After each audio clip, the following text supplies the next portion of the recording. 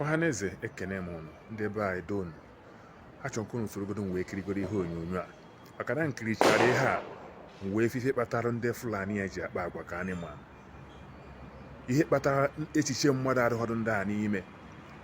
afụgo m ihe kpatara na ndị ahịa echike mmadụ omume ha niile wu etu anụmanụ si wee na-eme ka ha si eme nna na wa ndị a na mmadụ adọkwa mmadụ imekọ ife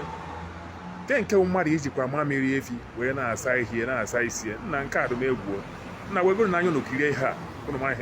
unu wee ghọta ihe m na-ekwu ịgade